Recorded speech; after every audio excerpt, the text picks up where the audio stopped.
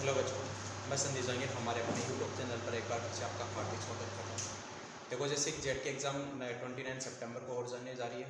तो हम ये जो 5-4 दिन जो बचे हैं, इन 5-4 दिन के अंदर हम क्या करेंगे, जो पूरे जो केमिस्ट्री का जो सिलेबस है, उन सिलेबस के आधार पर आपको पेपर है, इस पेपर की हम प्रैक्टिस करवाएंगे। ठीक है, इसके साथ साथ जो प्रीवियस ईयर के अंदर जो एग्जाम्स के अंदर क्वेश्चन पूछेंगे वो भी आपको प्रैक्टिस करवाया जाए। तो हम दोनों यहाँ पे लेके चलेंगे। आपका प्रीवियस ईयर पेपर में है उसको भी सोल्व करेंगे, उसके साथ साथ जो जेड के अंदर और पूरा जो सिलेबस है केमिस्ट्री का, उसके आधार पे भी हम अलग से और क्वेश्चन उनकी भी प्रैक्टिस करेंगे। तो आज जो हम पहले जो डिस्कस करते हैं वो जेड के अंदर 2019 के अंदर जो पेपर आया था उसको हम डिस्कस करते हैं। और आपको पता है कि जैसे केमिस्ट्री तो अपनी जैसे मेन केमिस्ट्री तो थी, उसके साथ साथ उसमें एग्रीकल्चर केमिस्ट्री और इंक्लूड किया था। ठीक है, और उस एग्रीकल्चर केमिस्ट्री के अंदर जो 10 क्वेश्चन आते हैं तो आपको रिलेटेड, आपको पता है वो रिलेटेड किससे, अपने उसके अंदर जो एग्रीकल्चर से संबंधित है, जो सोल केमिस्ट्री उसको अपन बोल सकते हैं। ठीक है, तो हम जो बात करते हैं यहाँ से 2019 के पेपर के अंदर, और 2019 के अंदर हम पहला जो क्वेश्चन की बात करें, ठीक है, वो क्वेश्चन ये था कि ब्राउनी गति किसके द्वारा खोजी गई थी। ठीक है, तो आपको पता है कि ब्राउनी मोशन होती क्या है। ठीक है, तो देखो हम यहाँ पे सरफेस केमिस्ट्री में पढ़ते हैं ब्राउनी मोशन, ब्राउनी मोशन। ठीक है, ब्राउनी गति। ठीक है, देखो ब्राउनी गति का मतलब क्या होता है। ठीक है, ब्राउनी गति का मतलब है कि जैसे पार्टिकल्स होते हैं, जो पार्टिकल्स ऐसे जिगजैग मोशन करेंगे। ठीक है, ऐसी जो टेढ़ी मेढ़ी जो गति है, उस गति को हम क्या कहते हैं, ब्राउनी मोशन कहते हैं। ठीक है, और ये ब्राउनी मोशन खोजा किसने था, ये खोजा था रॉबर्ट ब्राउन। किसने खोजा था, रॉबर्ट ब्राउन। ठीक है, और इसी के आधार पे इसको क्या बोलते हैं, ब्राउनी मोशन कहते हैं, ब्राउनी गति के नाम से जाना जाता है। ठीक है, तो एक छोटी सी बात और मैं आपको बता देता हूँ। एक तो हम ब्राउनी गति पढ़ते हैं, टिंडल इफेक्ट पढ़ते हैं। ठीक है, टिंडल प्रभाव और ब्राउनी गति। ठीक है, देखो ये दोनों हैं, ब्राउनी गति और टिंडल प्रभाव, ये दोनों जो शो करवाई जाती है, जो शो करता है वो करता है कोलाइडी विलियम। कौन शो करेगा, कोलाइडी विलियम शो करता है। हम यहाँ पे देखो सॉल्यूशन की, सॉरी सरफेस केमिस्ट्री हम 3 टाइप के सॉल्यूशन पढ़ते हैं। ठीक है, एक तो अपन पढ़ते हैं रियल सॉल्यूशन, जिसको अपन वास्तविक सॉल्यूशन कहते हैं। एक हम पढ़ते हैं कोलोइडल सॉल्यूशन कहते हैं। एक हम बात करते हैं सस्पेंशन सॉल्यूशन की बात की जाती है, निलंबन विलयन की बात की जाती है। ठीक है, ये किस आधार पे दिए जाते हैं, ये सॉइल्स के पार्टिकल्स के साइज के आधार पे दी जाती है। ठीक है, यदि पार्टिकल्स का साइज 1 नैनोमीटर से कम है उसको अपन बोलते हैं रियल सॉल्यूशन। ठीक है, यदि पार्टिकल्स का साइज 1 नैनोमीटर से लेकर 1000 नैनोमीटर के बीच में उसको अपन बोलते हैं कोलाइडल सॉल्यूशन कहते हैं। और यदि मोर देन 1000 नैनोमीटर से तो उसको अपन क्या कहते हैं, सस्पेंशन, कहीं निलंबन सॉल्यूशन किया जाता है। ठीक है, तो इसके अंदर जो कोलाइडल सॉल्यूशन है, ये इसका कैरेक्टर है, याद रखना, ओनली कोलाइडल सॉल्यूशन है जो ब्राउनी मोशन भी शो करता है, ब्राउनी के साथ साथ टिंडल इफेक्ट दोनों शो करता है। बाकी रियल सॉल्यूशन और सस्पेंशन सॉल्यूशन वो दोनों शो नहीं करते। ठीक है, कौन, brownie motion and Tyndall effect की बात करते हैं। ठीक है, उसके बाद देखो इसमें पहला हमारा जो ऑप्शन है कि हार्डी सुल्जे। ठीक है, नहीं, हार्डी सुल्जे ने नहीं दिया। हार्डी सुल्जे ने क्या दिया था, हार्डी सुल्जे ने जो रूल दिया था वो स्कंदन क्षमता से आधारित दिया था। ठीक है, कि किसी भी जो आयंस है उस आयंस पे जितना ज़्यादा चार्ज होगा, या तो पॉजिटिव चार्ज है या फिर नेगेटिव चार्ज है, इसका मतलब उसका प्रिसिपिटेशन जो स्कंदन क्षमता है उतनी ही क्या होगी, ज़्यादा होती है। ठीक है, ये हम हार्डी सुल्जे के अंदर रूल्स के अंदर पढ़ते हैं। ठीक है, उसके बाद देखो नेक्स्ट है ग्राम। ठीक है, तो ग्राम का तो लगे, ग्राम ने जो डिफिजन रूल दिया था ग्राम विसरण दर की आधारित। ठीक है, फेराडे है, तो फेराडे का अलग चीज़ है। फेराडे ने तो अपने जो इलेक्ट्रोकेमिस्ट्री के अंदर रूल्स पढ़ते हैं, वो first rules and second rule वहाँ से आता है। और उसके बाद फेराडे रिलेशन है, तो फेराडे का रिलेशन अपने फिजिक्स के साथ भी। ठीक है, उसके बाद देखो हमने इसमें फोर्थ ऑप्शन हमारा पास उसमें कौन सा, रॉबर्ट ब्राउन। तो इसमें ऑप्शन कौन सा क्या, रॉबर्ट ब्राउन हो गया। ठीक है, उसके बाद देखो नेक्स्ट जो क्वेश्चन है कि जब दो द्रव्यों के कथनांकों में अंतर ना हो, जब दो द्रव्यों के कथनांकों में अंतर ना हो तो द्रव्य के पृथक्करण में कौन सा आचरण काम में लिया जाता है। ठीक है, तो आपको पता है कि जब बॉइलिंग पॉइंट के अंदर अंतर ना हो तो डिफरेंस नहीं होता, मतलब आप सिमिलरिटी या बॉइलिंग पॉइंट बोल सकते हो। तो ऐसे केस के अंदर अपन क्या यूज करते हैं, परबाजी आचरण क्या यूज किया जाता है, फ्रैक्शनल जो डिस्टिलेशन है उसका अपन यूज करते हैं। ठीक है, तो इसका जो ऑप्शन नंबर फर्स्ट है साधारण आचरण, दूसरा ऑप्शन है परबाजी आचरण, तीसरा ऑप्शन है निम्नदापर आचरण, और चौथा है भाप आचरण। तो यहाँ पे कौन सा यूज करेंगे, हम यूज करते हैं परबाजी आचरण यूज की जाती है जब दोनों के बीच में बॉइलिंग पॉइंट पे डिफरेंस नहीं आता। ठीक है, उसके बाद देखो नेक्स्ट जो क्वेश्चन है हमारा कि प्राकृतिक रबड़ किसका बहुलक होता है, ठीक है, सॉरी प्राकृतिक रबड़ जो बहुलक है किसका है, ठीक है, नेचुरल रबड़ की हम बात करते हैं तो ऑप्शन नंबर फर्स्ट है ब्यूटाडाइन, ठीक है, ब्यूटाडाइन, ठीक है। तो ब्यूटाडाइन का तो हम अलग से जब भी पॉलीमर बनाते हैं तो उसके अंदर यूज किया जाता है, ठीक है। उसके बाद में एथाइन भी नहीं है, ठीक है। उसके साथ साथ स्टायरिन से अपन जो पॉलीस्टायरिन यूज की जाती है, ठीक है। उसके बाद में आइसोप्रीन, ठीक है। तो आइसोप्रीन के द्वारा हम क्या बनाए जाते हैं, नेचुरल रबड़ बनाया जाता है, ठीक है। प्राकृतिक जो रबड़ बनाया जाता है किसके द्वारा बनाया जाता है, आइसोप्रीन के द्वारा बनाया जाता है, ठीक है। तो इसके अंदर ऑप्शन कौन सा गया, आइसोप्रीन, ठीक है।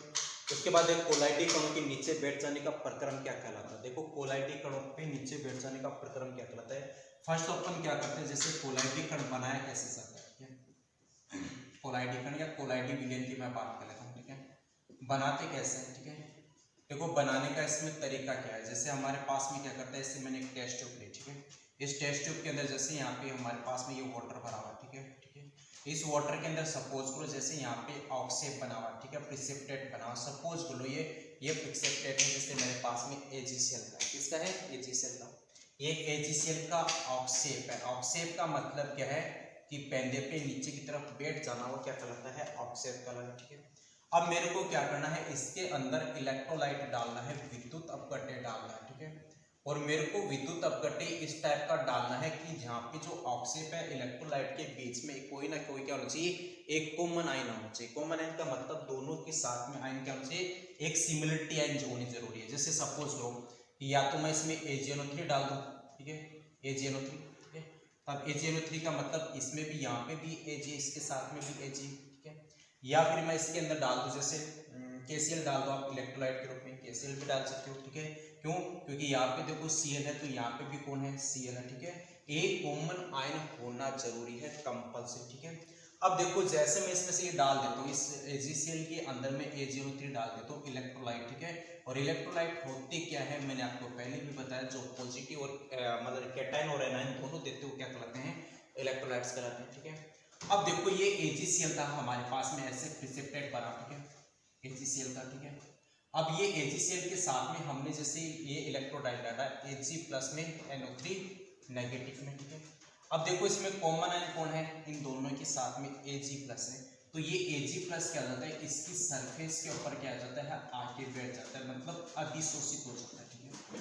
अब देखो अधिशोषित होने के बाद में क्या करेगा, इस जो हमारे पास में जो ये ऑक्सेप है उस ऑक्सेप को तोड़ देता है, ठीक है। ऐसे छोटे छोटे पार्टिकल्स में तोड़ देता है, ठीक है। अब छोटे छोटे पार्टिकल्स में तोड़ देता है, इन सब पार्टिकल्स के ऊपर चार्ज कौन सा है, तो इनके ऊपर सब पे रहेगा Ag प्लस, कौन सा रहेगा, Ag प्लस रहेगा, ठीक है। अब देखो ये तोड़ने के बाद में इन कणों का जो साइज आता है वो साइज आता है 1 नैनोमीटर से लेकर 1000 नैनोमीटर के बीच आएगा, मतलब आप इनको क्या कहोगे, कोलाइडी कणस कहेंगे, क्या कहेंगे, कोलाइडी कणस कहेंगे। अब आपको पता है Ag प्लस में दोनों के बीच में क्या होगा, रिपल्सन होगा, ठीक है, प्रतिकर्षण। इसी के साथ साथ ये Ag प्लस भी क्या होगा, आपस में रिपल्स होगा, क्योंकि दोनों के बीच में यदि समान चार्ज होता है तो समान चार्ज के बीच में काम कौन करता है, रिपल्सन काम करता है, प्रतिकर्षण काम करेगा, ठीक है। तो ये तो हमने क्या बना लिया, इस टाइप से हमने कोलाइडी कण बना लिया, ठीक है, या कोलाइडी विलेंस बना लिया, ठीक है। यदि आप यहाँ पे KCl डालते हो तो यहाँ पे जो हमारे पास में जो ये पार्टिकल्स बनेंगे इनके ऊपर जो कॉमन आयन कौन है, Cl नेगेटिव, मतलब सबके ऊपर चार्ज कौन सा जाएगा, Cl नेगेटिव आ जाएगा। इसका मतलब ये तो या पॉजिटिव सोल बन सकता है या फिर अपन किस टाइप का बना सकते हैं, नेगेटिव सोल बना सकते हैं। इससे तो हमने क्या किया, इससे तो हमने यहाँ पे कोलाइडी कण बनाए, ठीक है। अब हमको क्या करना है, इसका ऑक्सेप बनाना है। ऑक्सेप का मतलब क्या करना है कि इनके ऊपर जो पॉजिटिव चार्ज बना है, ठीक है, इस पॉजिटिव चार्ज को हमको खत्म करना है, ठीक है। या फिर जो कोलाइडी विलेन के ऊपर यहाँ पे कोलाइडी कणस है इनके ऊपर जो नेगेटिव चार्ज है, इस नेगेटिव चार्ज को हमको खत्म करना है, ठीक है। और उस खत्म करने की जो प्रक्रिया है उसी को हम क्या कहते हैं, स्कंदन कहा जाता है। क्या कहेंगे, स्कंदन कहते हैं। अब स्कंदन करने के अलग अलग तरीके होते हैं। एक तो स्कंदन करने का तरीका है कि ऐसे आपने क्या करना है, युवाकार की ट्यूब ले लेना है, ऐसे जैसे मैंने युवाकार की ट्यूब ली, ठीक है। अब ये युवाकार की ट्यूब के अंदर मेरे को क्या करना है, ऐसे मैंने इलेक्ट्रोड लगा दिया, ठीक है। एक तो मैंने एनोड बना दिया, एक मैंने बना दिया जैसे कैथोड बना दिया, ठीक है। आपको पता है एनोड पॉजिटिव का, कैथोड क्या होता है, नेगेटिव होता है।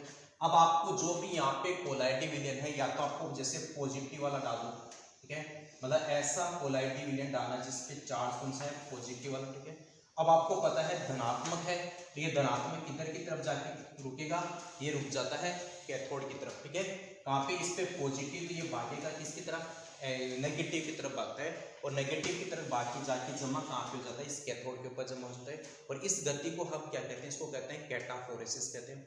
या आपने जो ऐसे जैसे नेगेटिव चार्ज वाला नेगेटिव सोल आपने बनाया, ठीक है, अब ये नेगेटिव सोल जाएगा किसकी तरफ, ये जाएगा एनोड की तरफ, और एनोड की तरफ जाके क्या हो जाता है, इस एनोड पे जमा हो जाता है, और यहाँ पे पॉजिटिव या नेगेटिव मतलब मिलकर आपको इसका चार्ज क्या करते हैं, खत्म कर देते हैं। तो ये जो प्रक्रिया क्या कहलाती है, स्कंदन कहलाती है। तो मैंने तो एक केस के द्वारा बताया था, एक तो मैंने आपको बताया कि चार्ज खत्म करते हैं वो विद्युत कण संचलन के द्वारा भी आप कर सकते हो, पहला मेथड तो ये है, ठीक है। दूसरा मेथड हम बात कर लेता हूँ, जैसे देखो यहाँ पे जो चार्ज बना, ठीक है, इस चार्ज को आप क्या करो, बॉईल करो, मतलब गर्म करते हैं, ठीक है। जो भी ये पार्टिकल्स बना इसको आप जैसे बॉइल्स करते हो, गर्म करोगे हाई टेम्परेचर पे, तो यहाँ पे देखो ये Ag+ अलग हो जाता है, ये पार्टिकल्स अलग हो जाएंगे। अब देखो Ag+ अलग हो जाता है, इन सबसे पार्टिकल्स हो जाते हैं अलग, तो ये पार्टिकल्स वापस क्या होते हैं, जुड़ने लगते हैं, ठीक है। और वापस जुड़ने के बाद में क्या होता है, ये ऑक्साइड के रूप में कहाँ पे जमा हो जाते हैं, पेंदे में जमा हो जाते हैं। तो इस प्रक्रिया को भी हम क्या कहते हैं, स्कंदन कहेंगे। तो दूसरा आप मेथड किसके द्वारा कर सकते हैं, आप बॉईल करके, उबाल करके भी आप कर सकते हो, ठीक है। तीसरा मेथड कौन सा है कि जैसे ये पॉजिटिव है, ठीक है, ये यदि एक पॉजिटिव सोल है, एक यदि हमारे पास में नेगेटिव सोल है, इन दोनों को आपस में मिला दो, ठीक है, पॉजिटिव और नेगेटिव को दोनों को आपस में मिला दें तो उनका चार्ज क्या होता है, खत्म हो जाएगा। और जब चार्ज खत्म हो जाता है तो वो सोल भी कहाँ पे जमा हो जाता है, पेंदे के अंदर जमा हो जाता है। इसका मतलब तीसरा आप क्या बोल सकते हो, तीसरा आप बोल सकते हो कि कल जो अलग अलग आवेश वाले कोलाइडी विलेन है उन दोनों को आपस में एक साथ मिला दो, ठीक है। तो इस टाइप से अपन क्या कर सकते हैं, इनको स्कंदन की प्रक्रिया कर सकते हैं। इनके चार्ज को खत्म करना है, चार्ज को खत्म करने की जो प्रक्रिया क्या कहलाती है, स्कंदन कहलाती है। और जैसे चार्ज खत्म हो जाता है, इसका मतलब वो अवक्षेप के रूप में कहाँ पे जमा हो जाते हैं, पेंदे में जमा हो जाते हैं। पहले इनके ऊपर जब चार्ज था तो रिपल्सन था, प्रतिकर्षण था, प्रतिकर्षण के कारण से ये पेंदे के अंदर नहीं बैठ पाते, ठीक है। तो ये मैंने आपको बताया है, ठीक है। तो कोलाइडी कणों के नीचे बैठ जाने का प्रक्रम क्या कहलाता है, स्कंदन कहलाता है, ठीक है। ये आपको मैंने बता दिया, ठीक है। उसके बाद देखो नेक्स्ट क्वेश्चन क्या है, जेम एंड जेली के परिरक्षण के में कौन सा रासायनिक परिरक्षक यूज किया जाता है। तो आपको पता है अपन जो फूड कंजर्वेशन के लिए जो यूज किया जाता है वो सोडियम बेंजोएट यूज करते हैं। कौन सा यूज करते हैं, सोडियम बेंजोएट यूज किया जाता है, ठीक है। उसके बाद देखो संक्रमण धातुएं होती है। संक्रमण धातुएं क्या होती है, देखो हमने बात करते हैं एस ब्लॉक की बात करते हैं, पी की बात करते हैं, डी की बात करते हैं, एफ ब्लॉक की बात करते हैं। एस और पी ब्लॉक को कहा जाता है सामान्य तत्व या प्रतिनिधि तत्व कहते हैं, ठीक है। जो डी ब्लॉक है उस डी ब्लॉक को हम कहते हैं ट्रांजिशन एलिमेंट कहते हैं, संक्रमण धातु के नाम से जाना जाता है। एफ ब्लॉक आता है, उस एफ ब्लॉक को हम कहते हैं आंतरिक संक्रमण तत्व या अंतर संक्रमण तत्व एलिमेंट्स के नाम से इसको जाना जाता है, ठीक है। अब इसके अंदर ऑप्शन क्या है वो हम बात करते हैं। देखो ऑप्शन में क्या है, उदासीन जोड़ी प्रभाव दर्शाती है, ठीक है। पहला ऑप्शन है कि संक्रमण धातु, ये पहला ऑप्शन क्या है, उदासीन जोड़ी प्रभाव दर्शाती है, ठीक है। उसके बाद दूसरा ऑप्शन है क्या है, परिवर्तनशील ऑक्सीकरण अवस्था दर्शाती है, ठीक है। तीसरा ऑप्शन क्या है, कथनांक कम होता है, ठीक है। चौथा ऑप्शन क्या है, उत्प्रेरकीय सक्रियता नहीं दर्शाती, ठीक है।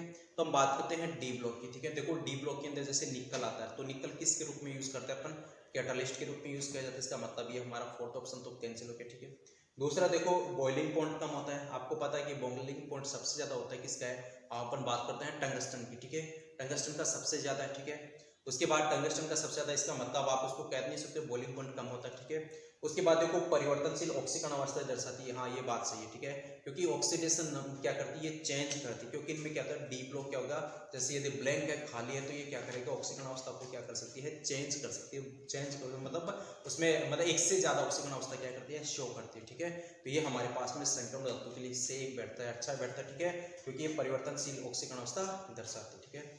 उसके बाद देखो नेक्स्ट जो 7वां क्वेश्चन है कि डाइहाइड्रोजन गैस बनाने के लिए एसिटिलीन जब सोडियम तथा सोडियम अमाइड के साथ अभिक्रिया करती है तो एसिटिलीन दर्शाती है, ठीक है। मतलब डाइहाइड्रोजन गैस मतलब आपको देखो सोडियम सोडा अमाइड के साथ जब अभिक्रिया करेगा सोडियम, ठीक है, तो आपको पता है सोडियम सोडा अमाइड के साथ अभिक्रिया करता है तो ये हाइड्रोजन को बाहर निकालता है, ठीक है। और जब हाइड्रोजन को बाहर निकालता है इसका मतलब वो उसकी नेचर क्या होती है, एसिडिक टाइप की होगी। किस टाइप की होगी, एसिडिक टाइप की। तो इसमें पहला ऑप्शन है एसिडिक नेचर, सेकेंड ऑप्शन है बेसिक नेचर, थर्ड ऑप्शन है न्यूट्रल नेचर और फोर्थ ऑप्शन है एम्फोटेरिक। एम्फोटेरिक का मतलब आप एसिडिक एंड बेसिक दोनों टाइप के से बोल सकते हो। तो इसमें नेचर किस टाइप की आएगी, एसिडिक टाइप की, ठीक है। उसके बाद नेक्स्ट क्वेश्चन है कि क्षारीय धातु व्यवहार करती है, क्षारीय धातु किसकी तरह व्यवहार करती है। तो आपको देखो क्षारीय धातु में आते कौन कौन है। देखो क्षारीय धातु के अंदर हम बात करते हैं जैसे ये तो जो हाइड्रोजन वो तो नॉन मेटल में आता है, lithium, sodium, potassium, rubidium, caesium, francium वगैरह, ठीक है। तो इनकी हम बात करते हैं तो इनको अपन क्या कहते हैं, इनको कहते हैं क्षार धातु। क्या कहेंगे, क्षार धातु कहते हैं। अब देखो क्षार धातु का काम क्या है, ठीक है। क्षार धातु का काम है इलेक्ट्रॉन्स को बाहर निकालना। जैसे लिथियम, लिथियम एक इलेक्ट्रॉन को बाहर निकाल के चेंज किस में जाता है, लिथियम प्लस के अंदर। इसी टाइप से सोडियम एक इलेक्ट्रॉन को बाहर निकाल के चेंज किस में जाता है, Na प्लस के अंदर। इसी टाइप से ये चेंज होकर किस में चेंज हो जाता है, K एक इलेक्ट्रॉन देख किस में चेंज होता है, K प्लस के अंदर चेंज हो जाता है। और आपको पता है इलेक्ट्रॉन को निकालना, ठीक है, इलेक्ट्रॉन का बाहर निकलना क्या कहलाता है, ऑक्सीकरण कहलाता है। क्या कहलाता है, ऑक्सीकरण कहलाता है। तो आप इस आधार पर निकाल सकते हो, ठीक है। क्षारीय धातु व्यवहार करती है पहला अपचायक के रूप में, दूसरा है ऑक्सीकारक के रूप में, तीसरा है परबल अम्ल के रूप में, चौथा है एम्फोटेरिक एसिड के रूप में, ठीक है। अब देखो आपको पता है मैंने जब रिडॉक्स पढ़ाया था उसका मतलब हमने कहा था एक तो रिड्यूसिंग एजेंट होता है, एक ऑक्सीडाइजिंग एजेंट होता है। अपचायक कौन से होते हैं, अपचायक वो होते हैं जिनका खुद का ऑक्सीकरण होता है, दूसरे का क्या करते हैं, अपचयन करते हैं, ठीक है। तो क्या कहलाते हैं, अपचायक के रूप में आएंगे, ठीक है। अब इसका मतलब यहाँ पे क्या हो रहा है, ऑक्सीडेशन हो रहा है, इनका इलेक्ट्रॉन बाहर निकल रहा है और इलेक्ट्रॉन का बाहर निकलना इसका मतलब ऑक्सीकरण कहलाएगा। और जिसका ऑक्सीकरण है इसका मतलब काम किसके रूप में करता है, कि अपचायक के रूप में काम करेगा। और जिसका अपचयन इसका मतलब किसके रूप में काम करता है, वो काम करता है ऑक्सीकारक के रूप में काम करता है। तो क्षार धातु क्या करती है, ये इलेक्ट्रॉन को बाहर निकालते हैं। इलेक्ट्रॉन को बाहर निकालने क्या कहलाता है, ऑक्सीकरण कहलाता है। और ऑक्सीकरण किसके रूप में काम करता है, तो याद रखा है कि रिड्यूसिंग एजेंट के रूप में काम करते हैं, कि अपचायक के रूप में काम करेगा, ठीक है। तो इसमें ऑप्शन क्या होगा इसका, अपचायक की तरह काम करता है, ठीक है। उसके बाद निम्न में से कौन सा ज्यामितीय DsP2 संकरण में मेल खाती है। आपको पता है DsP2, ठीक है, ये हमारे जो कॉम्प्लेक्स कोऑर्डिनेशन कंपाउंड है उसके अंदर आता है DsP2, ठीक है। जैसे मैं बात कर लेता हूँ निकल साइनाइड 4-2, ठीक है। इसकी यदि अपन स्ट्रक्चर्स की बात की जाए तो इसका संकरण कौन सा आता है, DsP2। और जब DsP2 आता है इसका मतलब इसकी स्ट्रक्चर किस टाइप कहती है, वर्ग समतली। किस टाइप की है, वर्ग समतली, स्क्वायर प्लेनर के रूप में। तो DsP2 है, इसका मतलब स्ट्रक्चर किस टाइप की आएगी, उसकी वर्ग समतली है। तो इसमें पहला ऑप्शन है निम्न में से कौन सा ज्यामिति DsP2 संकरण से मेल खाती है। पहला ऑप्शन है चतुष्फलकीय। तो आपको पता है चतुष्फलकीय तो किसके अंदर आती है, चतुष्फलकीय हमारी बात आती है sp3 वाला के अंदर। उसके बाद त्रिकोणीय द्विपिरामिड, तो त्रिकोणीय द्विपिरामिड आती है sp3d वाले में, ठीक है। उसके बाद अष्टफलकीय, अष्टफलकीय मतलब आप बोल सकते हो sp3d3 को बोल सकते हो, ठीक है। उसके बाद वर्ग समतलीय, तो वर्ग समतलीय हमारी किसके अंदर आती है, DsP2 के अंदर आती है, ठीक है। उसके बाद नेक्स्ट क्वेश्चन कि एक ही पद में एसिटिल क्लोराइड को संगत एल्डिहाइड में परिवर्तन करने वाला अभिकर्मक कौन सा है, ठीक है। तो आपने देखो ये पढ़ते हैं अपन कि RCOCl, ठीक है, RCOCl चेंज हो जाता है RCHO, ठीक है। मतलब एसिटिल क्लोराइड को चेंज किस में करें, एल्डिहाइड में चेंज करें। तो इसके लिए कौन सा यहाँ पे कैटलिस्ट के रूप में यूज किया जाता है। तो पहला है हमारे पास ऑप्शन फर्स्ट नंबर, फर्स्ट है PdBSO4। इसकी बात करूँ मैं PdBSO4, lead barium sulphate, lead barium sulphate. Option number first कौन सा हमारा, PdBSO4 और इसके साथ में क्विनोल, ठीक है। Option number two, option number 2 है शुष्कीथर, शुष्कीथर। Option number 3 ZnCl2 HCl। Option D और रिएजेंट या कैटलिस्ट, ठीक है, कैटलिस्ट। तो देखो कौन करता है, तो आपको ये खुद जानते हो स्टीफन रिएक्शन की अपन बात करते हैं कि RCOCl कन्वर्ट किस में जाता है, एल्डिहाइड के अंदर। वो काम कौन करता है, स्टीफन। और स्टीफन में अपन किसका यूज करता है, PdBSO4 क्विनोल का यूज किया जाता है। तो इसके अंदर कौन सा ऑप्शन आएगा, PdBSO4 क्विनोल, ठीक है। उसके बाद देखो नेक्स्ट क्वेश्चन क्या है कि एस के अवांछित पदार्थों को अवांछित पदार्थों को संदूषित होता है जिसे कहते हैं, मतलब एस के अंदर यदि एडवांटेज यदि मटेरियल यदि प्रेजेंट है तो उनको अपन क्या कहते हैं, उनको अपन गैंग कहते हैं। मतलब जो इम्प्योरिटी आती है उस इम्प्योरिटी को अपन क्या कहते हैं, गैंग कहते हैं। तो इसके अंदर पहला ऑप्शन है गैंग, दूसरा ऑप्शन है फ्लक्स। फ्लक्स तो यूज क्या किया जाता है, फ्लक्स का यूज किया जाता है जो भी मतलब जो ऐसे पदार्थ जो मतलब गलित अवस्था में नहीं आते, तो गलित अवस्था में नहीं आते तो उनको क्या किया जाता है, गलित अवस्था में लाने के लिए अपन क्या किया जाता है, उसके अंदर फ्लक्स मिलाया जाता है, गालक मिलाया जाता है, ठीक है। और गेंग प्लस गालक दोनों मिलकर क्या करते हैं, वो धातुमल का फॉर्मेशन करता है, स्लेग का फॉर्मेशन करते हैं। और ये स्लेग क्या करता है, धातु की सतह पे आके जमा हो जाता है। इस वजह से धातु को ऑक्सीडेशन से बचाने का काम कौन करता है, वो स्लेग करता है, ठीक है। तो ये हमने बात की थी स्लेग। फ्लक्स दो टाइप के होते हैं, एक तो एसिडिक होता है, दूसरा बेसिक टाइप का होता है। एसिडिक हम यूज कब करते हैं, जब हमारे पास में इम्प्योरिटी किस टाइप के, बेसिक टाइप की। और यदि बेसिक फ्लक्स हम कब यूज करते हैं, जब हमारे पास में इम्प्योरिटी किस टाइप के, एसिडिक टाइप की है, उसका अपन किस का यूज किया जाता है, फ्लक्स का, ठीक है। तो हमारे पहले ऑप्शन है गैंग, दूसरा ऑप्शन है फ्लक्स, तीसरा ऑप्शन है स्लैग, और चौथा ऑप्शन है मिश्र धातु। तो मिश्र धातु तो अलग चीज है, ठीक है। दो या दो से अधिक मेटल है, वो अपन क्या कहलाती है, एलॉय कहलाती है। स्लैग की मैंने बात की थी, गैंग प्लस में फ्लक्स, अपन दोनों को मिलाकर क्या कहते हैं, स्लैग कहते हैं, धातुमल कहते हैं। फ्लक्स का मतलब मैंने कहा था आपको, मतलब कोई भी नॉन मेल्टिंग यदि इम्प्योरिटी है, गलनी यदि कोई अशुद्धि, उसको गलनी में चेंज करने, मेल्ट में चेंज करने के लिए अपन किसका यूज करते हैं, फ्लक्स का यूज करते हैं। और यदि अनवांटेड जो भी प्रेजेंट है उसको अपन क्या कहते हैं, गैंग कहेंगे, ठीक है। उसके बाद नेक्स्ट जो क्वेश्चन है कि कीटोन प्लस हाइड्रोजन साइनाइड से साइनोहाइड्रिन का बनना, ठीक है। देखो ये हमारे पास में जैसे कीटोन, ठीक है, इसके अभिक्रिया मैं HCl के साथ में करा देता हूँ, ठीक है। तो आपको पता है ये यहाँ पे इसके साथ में, तो ये नेगेटिव आ गया, इस पे चार्ज कौन सा गया, पॉजिटिव, ठीक है। तो आपको पता है H पॉजिटिव Cl नेगेटिव, ठीक है। तो यहाँ पे सबसे पहले अटैक किसका होगा, Cl नेगेटिव का, ठीक है। तो ये हमारे पास में Cl नेगेटिव, यहाँ पे O नेगेटिव, उसके बाद में सेकंड अटैक किसका होगा, इलेक्ट्रोफाइल का। तो यहाँ पे Cl नेगेटिव किसके रूप में काम करता है, न्यूक्लियोफाइल के रूप में काम करता है। और न्यूक्लियोफाइल का यहाँ पे क्या हो रहा है, एडिशन हो रहा है। तो इस अभिक्रिया को अपन क्या कहेंगे, इस अभिक्रिया को कहेंगे न्यूक्लियोफिलिक एडिशन के नाम से इसको जाना जाता है, ठीक है। तो यहाँ पे इसको हम क्या बोलेंगे, कीटोन तथा हाइड्रोजन साइनाइड से साइनोहाइड्रिन का बनना। उदाहरण है, पहला ऑप्शन है इलेक्ट्रोफिलिक सब्स्टिट्यूशन के रूप में, ठीक है। दूसरा है न्यूक्लियोफिलिक सब्स्टिट्यूशन, तीसरा है इलेक्ट्रोफिलिक एडिशन, फोर्थ है न्यूक्लियोफिलिक एडिशन। इसको अपन क्या कहेंगे, इसको हम कहेंगे पहले न्यूक्लियोफिलिक एडिशन के नाम से इसको जाना जाता है, ठीक है। उसके बाद देखो नेक्स्ट जो है रसायन जो विनिमय सोडियम को मर्दा सतह से हटाने के लिए काम में लिया जाता है। रसायन जो विनिमय सोडियम को मर्दा सतह से हटाने के लिए काम में लिया जाता है। ऑप्शन नंबर फर्स्ट है जिप्सम, ऑप्शन नंबर सेकंड है लाइमस्टोन, ऑप्शन नंबर थर्ड है भुजावा चूना, ऑप्शन नंबर फोर्थ है सिलिकेट्स, ठीक है। तो अपन क्या करते हैं, जब सोडियम को हटाने के लिए अपन जो काम भी लिया जाता है, तो अपन किसका यूज करते हैं, जिप्सम का यूज किया जाता है। और जिप्सम होता क्या है,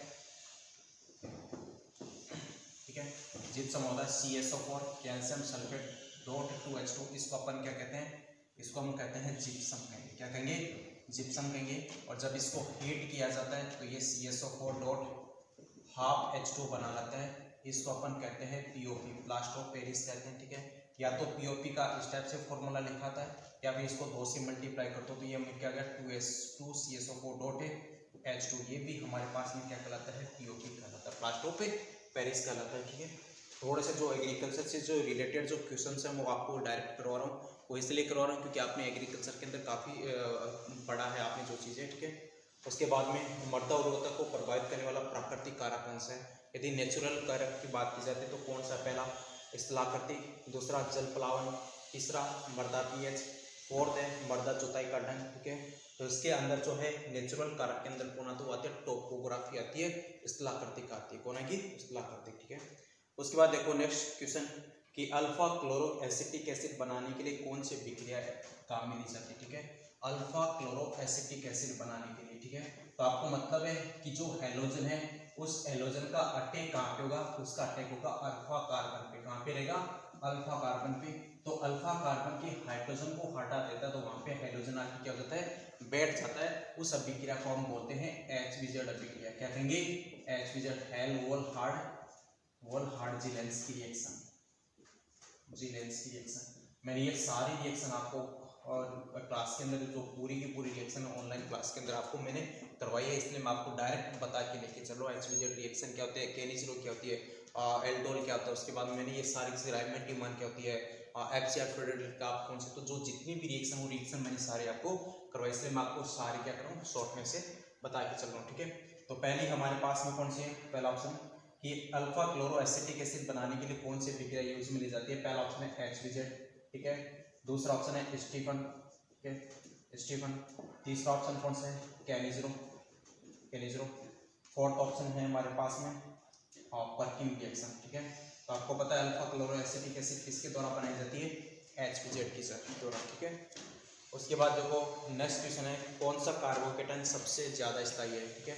अब बताओ कौन सा कार्बोकेटाइन, हम जब कार्बोकेटाइन की बात करते हैं, ठीक है, तो कार्बोकेटाइन की स्टेबिलिटी का होता है सबसे ज़्यादा स्टेबल होता है 3 डिग्री, उससे कम स्टेबल होता है 2 डिग्री, और उससे कम स्टेबल कौन है? 1 डिग्री, ठीक है। तो सबसे ज़्यादा स्टेबल कार्बोकेटाइन में कौन है? 3 डिग्री। हम बात करते हैं फ्री रेडिकल मुक्त मूलक के अंदर, तो मुक्त मूलक में भी सबसे ज़्यादा स्थायी होता है 3 डिग्री, उससे कम 2 डिग्री, उससे कम 1 डिग्री।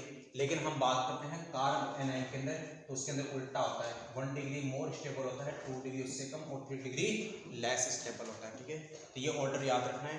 अब इसके साथ साथ आप बता सकते हो क्या ऑप्शन मैं आपको दे देता हूँ। ऑप्शन नंबर फर्स्ट CH3 का होल थ्राइस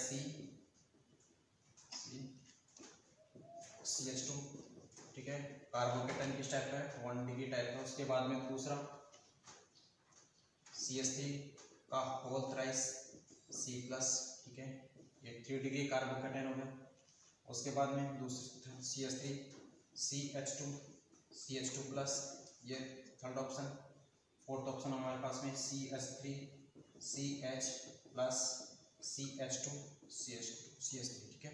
इनमें से कौन सा है? तो आपको पता है कि ये कौन सा है? 3 डिग्री कार्बोकेटाइन है। और मैंने कहा है कि सबसे ज़्यादा स्टेबल कौन होता है? 3 डिग्री कार्बोकेटाइन। इसमें मोर करेक्ट कौन सा गया? सॉरी, इसमें ज़्यादा स्टेबल कौन सा है? तो मोर स्टेबल है हमारे पास में 3 डिग्री कार्बोकेटाइन, ठीक है। उसके बाद देखो नेक्स्ट जो क्वेश्चन क्या है, नेक्स्ट क्वेश्चन है चने के बीजों को कौन से जैव उर्वरक के रूप से उपचारित किया जाता है? तो आप एग्रीकल्चर के अंदर पढ़ते हो, ठीक है।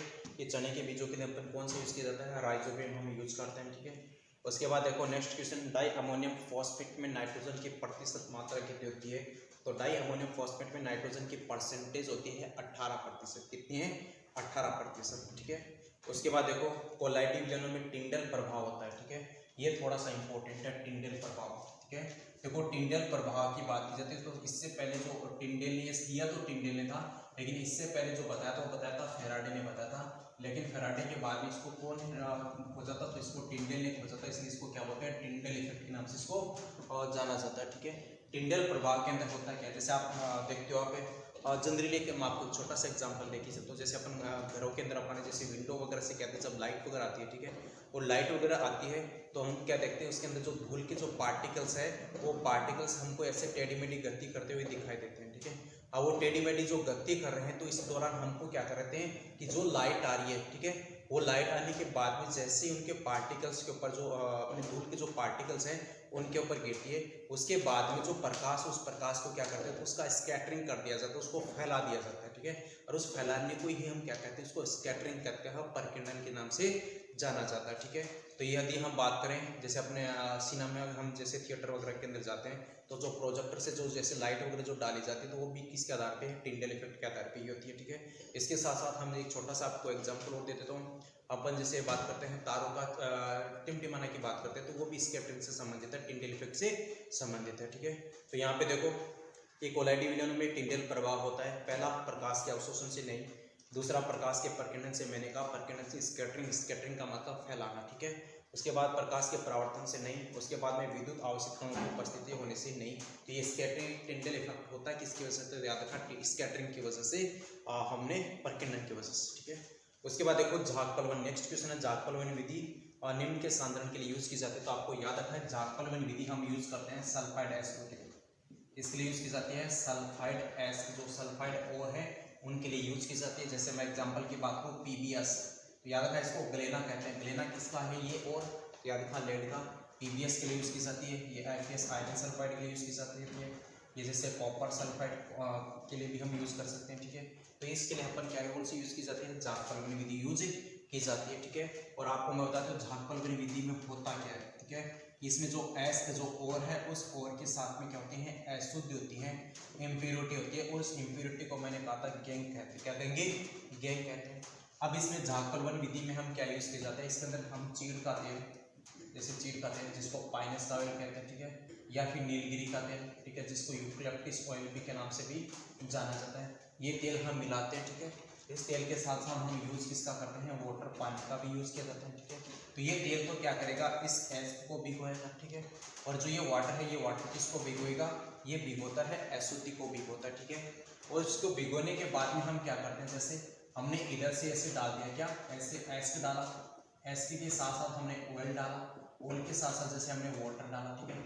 ये हमारे पास में ऐसे आ जाता है, ठीक है। उसके बाद में हम क्या करते हैं, इसके अंदर जैसे एयर फ्लो करते हैं, वायु फ्लो किया जाता है। और जैसे वायु फ्लो करेंगे तो इसमें क्या करेंगे, झाग बनने लगते हैं, ठीक है। और जब झाग बनेंगे तो झाग बनने के साथ साथ जो ये ऐश होते हैं ना, ये इसकी सतह पे आके क्या हो जाते हैं, ऐसे जमा हो जाते हैं। ऐश की क्या होंगे, इसकी झाग के साथ में सतह पे आके जमा हो जाते हैं। और आपको पता है सतह पे आके जमा होना, उस क्रिया को हम कहते हैं अधिशोषण। क्या कहेंगे, अधिशोषण कहते हैं, एडसॉर्प्शन कहते हैं। तो एक इंपॉर्टेंट क्वेश्चन ये और आ जाता है कि झाग फलवन विधि किस सिद्धांत पे आधारित है, तो याद रखना अधिशोषण सिद्धांत के ऊपर भी आधारित है, ठीक है।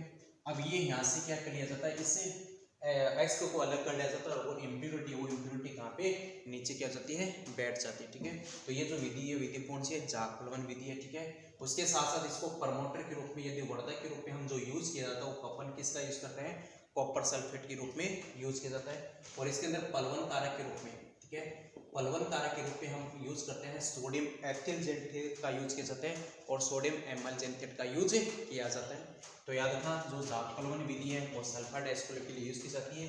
आपको मैंने कहा था जैसे HGS सिनेबार, इंपॉर्टेंट याद रखना, सिनेबार किसका है, इसका है मरकरी का, Hg का, ठीक है। उसके बाद आयरन सल्फाइड, कॉपर सल्फाइड वगैरह, इसके लिए अपन जो भी जितने भी सल्फाइड है उसके लिए अपन कौन सी यूज करते हैं, झाग फलवन विधि यूज करते हैं। उसके बाद में देखो इसमें क्या होता है, अशुद्धि है, अशुद्धि को तो कौन भिगोता है, वाटर भिगोता है। एस्क को कौन भिगोता है, एस्क को ऑयल भिगोता है। ऑयल के रूप में अपन पाइनक्स का भी यूज कर सकते हैं, नीलगिरी का तेल यूज कर सकते हैं। उसके बाद में क्या करते हैं, उसके अंदर हम एयर फ्लो करते हैं। एयर फ्लो करने के बाद में एस्क क्या होते हैं, इसकी सतह पे आके बैठ जाते हैं। और सतह पे आके बैठ जाना या जमा हो जाना, उसको अपन क्या कहते हैं, अधिशोषण कर लेते कहते थे। यहाँ से इसको हटा लिया जाता है। हटाने के बाद में इम्प्योरिटी हमारे पास में अलग हो जाती है, और हमारे पास में एस्क जो और होता है वो क्या हो जाता है, अलग हो जाता है, ठीक है। उसके साथ साथ हम पलवन कारक के रूप में अपन किसका यूज किया जाता है, सोडियम एथिल जेंथेट का यूज कर सकते हैं, सोडियम एमल जेंथेट का भी यूज कर सकते हैं। और यहाँ पे इसको प्रमोटर के रूप में हम क्या यूज किया जाता है, तो यहाँ पर कॉपर सल्फेट का यूज किया जाता है, ठीक है। उसके बाद देखो नेक्स्ट जो क्वेश्चन है हमारा, नेक्स्ट क्वेश्चन है कि लिथियम निम्न में से किसके साथ वीकेंड संबंध दर्शाता है, ठीक है। डायगोनल रिलेशनशिप की हम बात करते हैं, ठीक है। देखो लिथियम, जैसे मैं लिथियम में आपको लिख देता हूँ सोडियम, लिथियम के नीचे सोडियम, इसी तरह से बेरिलियम, बेरिलियम के नीचे मैग्नीशियम, बेरिलियम, उसके बाद बोरॉन, बोरॉन के साथ में यहाँ पे कौन गया, एल्यूमिनियम, ठीक है। तो याद रखो विकीर्ण संबंध दर्शाते कौन है, तो विकीर्ण संबंध दर्शाया जाता है सेकंड आवर्त के तत्व और थर्ड आवर्त के तत्व आपस में क्या दर्शाते हैं, विकीर्ण संबंध दर्शाते हैं। तो लिथियम तो दर्शाता है किसके साथ में, मैग्नीशियम के साथ में। बेरिलियम दर्शाता है किसके साथ में, एल्यूमिनियम के साथ में। ये विकीर्ण संबंध दर्शाते हैं, ठीक है। उसके बाद देखो इसमें ऑप्शन क्या गया, ऑप्शन ये आ गया हमारे पास में, लिथियम किसके साथ में दर्शाएगा, तो आंसर क्या गया, मैग्नीशियम के साथ में, ठीक है। उसके बाद देखो कार्बनिक यौगिकों में उपस्थित असंतृप्तता की पहचान किसके द्वारा की जाती है। असंतृप्तता का मतलब है वहां पे या तो डबल बॉन्ड हो, ठीक है, या फिर ट्रिपल बॉन्ड हो, ठीक है। डबल बॉन्ड और ट्रिपल बॉन्ड है, इसका मतलब वो अनसैचुरेटेड है। सैचुरेटेड का मतलब वहाँ पे सिंगल बॉन्ड होना जरूरी है, ठीक है, वो क्या कहलाता है, सैचुरेटेड कहलाता है। और हम जब अनसैचुरेटेड की बात की जाती है तो अनसैचुरेटेड के लिए हम यूज करते हैं KMnO4 को यूज करते हैं। किसको यूज करते हैं, KMnO4 को यूज किया जाता है। इसके साथ साथ हम दूसरा अपन एक और यूज कर सकते हैं ब्रोमीन वाटर, ठीक है। ब्रोमीन वाटर की भी हम किसके लिए यूज कर सकते हैं, अनसैचुरेटेड के लिए यूज कर सकते हैं। इसमें पहला ऑप्शन कौन सा है, पहला ऑप्शन है सिपाबिकर्मक, नहीं। दूसरा ऑप्शन टॉलेनम बिकर्मक, नहीं करते अपन। उसके साथ साथ फेलिंग नहीं किया जाता है। फोर्थ हमारे पास में कौन सा है, बेर अभिकर्मक, तो बेर अभिकर्मक का अपन यूज करते हैं। ये फिलिंग और टॉलेन, ये आपको पता है कि एल्डिहाइड और कीटोन्स के अंदर बीच में डिफरेंस करने के लिए अपन इनका यूज करते हैं, इनका यूज करते हैं, ठीक है। उसके बाद एक ही नेक्स्ट क्वेश्चन, एक ही समूह के तत्वों की विशेषता। एक ही समूह का मतलब आप जैसे ऊपर से नीचे की बात करें, ग्रुप्स की हम बात करें, ऐसे ग्रुप्स की बात करें, ठीक है, ऐसे हमारे पास में ग्रुप्स बन रहे हैं, ठीक है। अब यदि हम बात करें, क्या क्वेश्चन क्या है कि एक ही समूह के तत्वों की विशेषता निम्न द्वारा बताई जाती है। पहला मैं बात करूं आयनन विभव की, ठीक है, फर्स्ट आयनन विभव। दूसरा हम बात करते हैं EN विद्युत ऋणता की, ठीक है। तीसरा हम बात करते हैं आयनाइजेशन एनर्जी, आयनिक ऊर्जा की। फोर्थ हम बात करते हैं बाह्यतम कोश में इलेक्ट्रॉनों की संख्या, बाह्यतम कोश में इलेक्ट्रॉन की संख्या। तो आप देखो यदि ग्रुप के अंदर बात करते हैं टॉप टू बॉटम जाएंगे तो IP का मान घटेगा, En का मान भी घटता है, I का मान भी घटता है। इसका मतलब इन तीनों का वैल्यू क्या होती है, चेंज होगी। आप लेफ्ट टू राइट जाओगे इसका मतलब बढ़ता है, ठीक है। लेकिन यहाँ पे देखो बाइकम कॉस्ट में इलेक्ट्रॉनों की संख्या क्या रहेगी, वो नियत रहती है।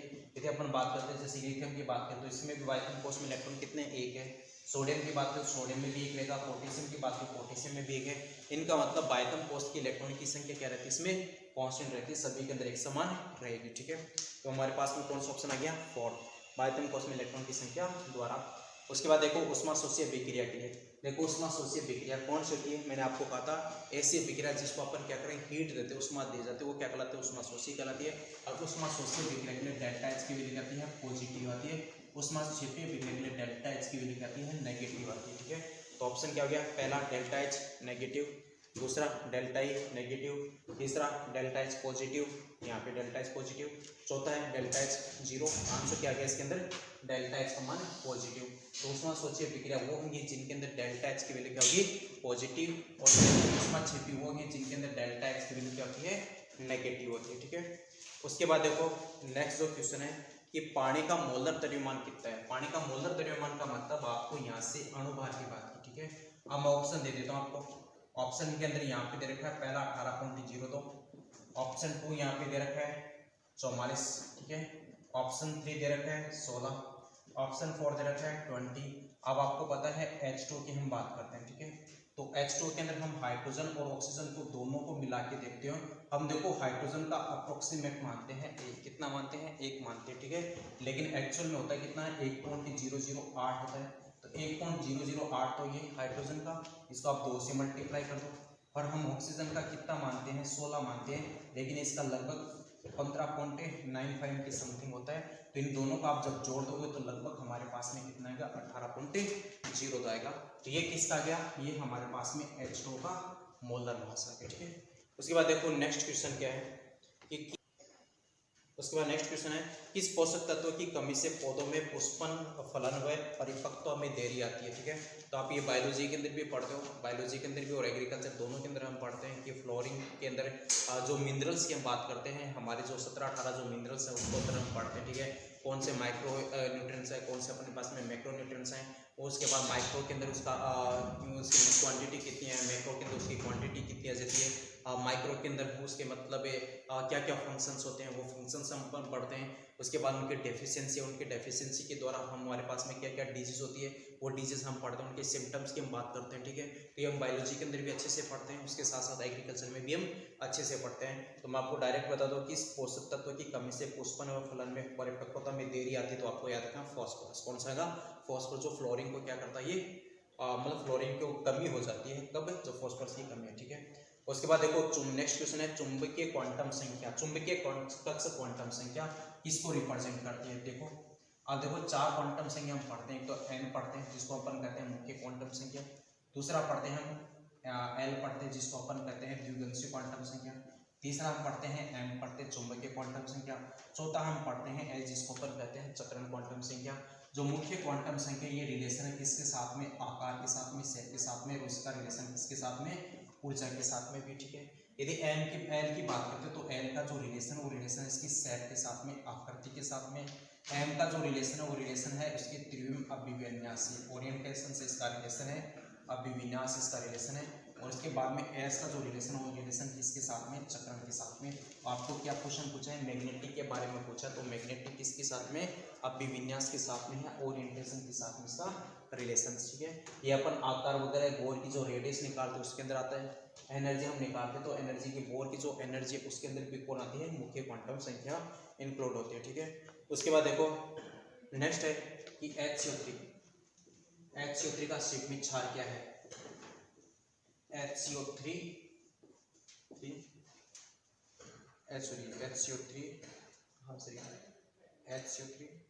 -2 का सीमित क्षार, इसका मतलब कॉन्जुगेटेड बेस कुछ है, इसका कॉन्जुगेटेड बेस सीमित क्षार है, ठीक है। इसके अंदर देखो हमारे पास में जब स्पीसीज हमको जोड़ के दिया है, ठीक है, और उस स्पीसीज के अंदर यदि हम H पॉजिटिव जोड़ रहे हैं, इसका मतलब वो बनेगा कॉन्जुगेटेड एसिड बनेगा। और यदि हम H पॉजिटिव को बाहर निकाल रहे हैं, ठीक है, इसका मतलब वो क्या बनेगा, कॉन्जुगेटेड बेस बनेगा। हमको यहाँ से इसका H पॉजिटिव बाहर निकाल दो तो ये क्या बनेगा, CO3 3 के रूप में बन जाता है। तो ये क्या कहलाएगा, ये इसका कॉन्जुगेटेड बेस कहलाएगा। हमको कॉन्जुगेटेड बेस पूछा गया है, तो जो हाइड्रोजन, उस हाइड्रोजन को आपको बाहर निकालना है, और बाहर निकालने के बाद में जो -2, ये -2 चेंज किस में हो गया, -3 में चेंज हो गया। तो इसको अपन क्या कहेंगे, कॉन्जुगेटेड बेस कहेंगे, ठीक है। उसके बाद देखो नेक्स्ट क्वेश्चन, मुख्य क्वांटम संख्या n बराबर 3 है, तो कक्षकों की कुल संख्या कितनी है। आपको पता है कक्षकों की संख्या निकालने के लिए हम यूज करते हैं n²। इसका यूज करेंगे n², और यदि इलेक्ट्रॉन निकालने तो उसके लिए अपन यूज करते हैं 2n²। n की वैल्यू आपको दे रखी है 3, तो हमारे पास में कक्षकों की संख्या कितनी आ जाएगी, 9, और यदि इसी में आपको इलेक्ट्रॉन निकालना है तो इलेक्ट्रॉन कितने आ जाएंगे, 18। कितने आ जाएंगे, 18। तो ये हमारे n बराबर 3 के लिए कक्षकों की संख्या कितनी आती है, 9।